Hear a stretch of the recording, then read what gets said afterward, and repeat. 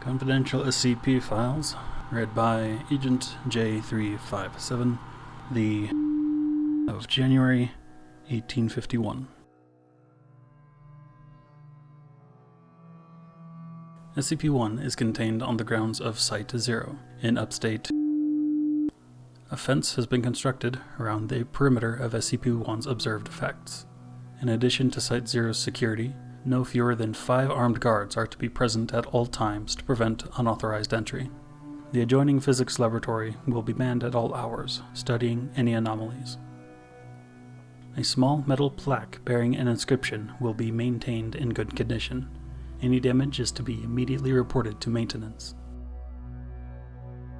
SCP-1 is a circular gravel path in a wooded area. When traveled in a counterclockwise direction, the trail is continuously uphill even after reaching the original point. When traveled in a clockwise direction, the trail shows the same amount of uphill and downhill travel as expected. Level 5 clearance is required to access SCP-1's experimental log. New members of Overseer Council are required to read Document 001-05.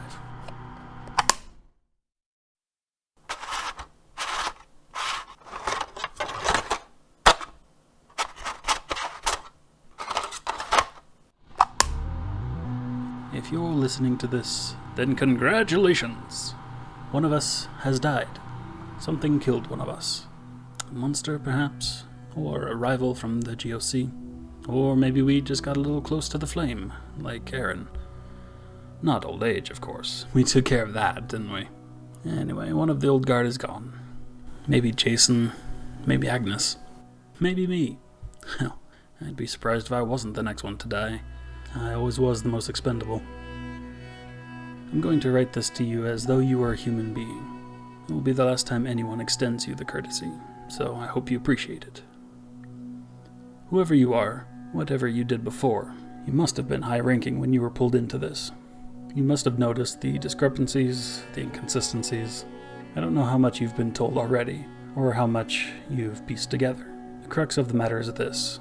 The retrievals and recoveries of SCP objects are staged, or made up whole cloth. We have never discovered an SCP in the entire history of the Foundation. I should start from the beginning. Let me tell you a story.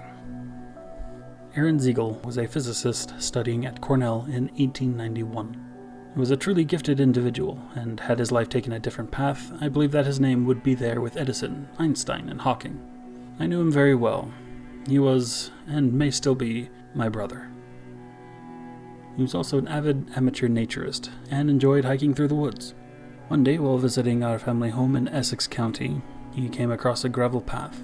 He decided to follow it for a time, and noticed that it kept climbing uphill far longer than it should have. It should have taken him above the nearby hills. Instead, he found himself back where he started, without a foot of downwards travel. Another man would have assumed his senses were faulty and left. Aaron, however, was a stubborn man. He investigated further. He found that the path did not conform to the pure geometry of Euclid. Like Sakari before him, he had found something abhorrent to the nature of straight lines. He studied it. The equations he derived are part of the file you received. You'll learn them by heart eventually. He built a small shack nearby which served as a makeshift laboratory. His first experiments produced a key capable of opening any lock, now contained as SCP-5. He brought in others. As his brother, I was one of the first he contacted.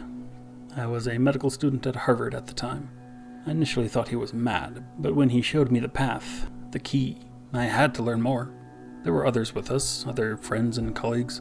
Most of them are gone now, but we were the core. We created the Foundation from around ourselves. In the beginning, it was just about discovery, about finding the things we could do. We had such high hopes, such plans. We were going to change the world. We were going to save it from itself. We could feed the hungry, shelter the homeless, heal the sick and dying. Thomas Carter found us money. We were none of us poor, but we ran through our fortunes quickly. Thomas used his connections on Wall Street and in Washington to fund us. He showed them the least of what we could do and promised heaven against the threat of hell. Agnes Peterson, my brother's fiancée, was the administrator. We knew nothing of how to run an organization. We were a herd of cats running to and fro, and she turned us into a foundation, putting us dreamers and madmen to the same yoke. We soon had a facility built, but we were still so secretive. As much as we wanted to shout from the rooftops what we had found, we were frightened, too, that it would be taken from us. We told ourselves it was just for the interim, until we were sure of our footing. We'd show them, eventually. We'd show them all. We were careful at first. We made small, inoffensive, or even helpful items. The Fountain of Youth, the bouncing ball, the Civil War statue. We grew more confident, and we started working on humans. The concrete man, he volunteered. Or the man with the abdominal planet. Just a drifter, but we made him something special, didn't we? It was all so easy. Perhaps it seems absurd to get so many things from that one little break in reality. But it all flowed, one discovery to the next. It almost seemed like something was helping us along.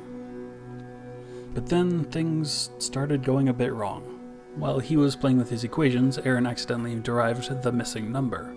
In my laboratory, I found I'd made the zombie plague, but we were too invested in our projects, so we pushed ahead. Then came the pipe nightmare and the stairwell. We knew we'd need more help. Thomas showed what we'd done to the military, told them we'd found these things, discovered them. We made up names like the Prometheus Labs and the Chaos Insurgency. They gave us funding, personnel. We built up and expanded outward. We repeated the cell in other countries. Some listened, some didn't. Enough did. We became an international organization. We brought in more researchers, though very few ever suspected we were the source of these items they studied. Sometimes we would arrange for an object to be found by a field team. Sometimes we would simply write the reports. We generated the paperwork, and we were the oversight. If we said a thing was, it was. It still is. There were still problems, of course. Jeremy and Thomas took one of our experiments and ran off with it, creating their ridiculous club. One of our researchers grew mad and started worshipping machines, escaping with enough knowledge to be dangerous. We still deal with the fallout of these splinter groups. So we contained them. We handled them. We couldn't stop, surely you can see that. Rather than more cautious, we grew bolder. I cut up a little boy and turned him into the flesh that hates. There were reasons. There were always reasons. 231. We created her and her sisters. We took them from orphanages and arranged for what followed. And it was no accident. We knew what we were doing. There was a reason for it once, but I'll be damned if I can remember it now. None of us do, except maybe my brother, whatever he is now. We keep moving forward, even after Abel, after the blood pond, after that temple reptile. We still move forward with our work. What else can we do? Our only hope to survive the events we've set in motion is to understand better, to learn more. We're on the back of a terrible beast, and if we try and drop off now, we'll be crushed beneath. But that's not what frightens me, and it isn't what should frighten you. We've maintained our foothold for over 100 years. The things I really worry about are the anomalies we didn't create. No, I was telling the truth the first time. We didn't discover any of them. But some of them, they aren't our work. They just were one day. They were in containment, and they'd always been in containment. Don't you see? We're not in control anymore. We never were.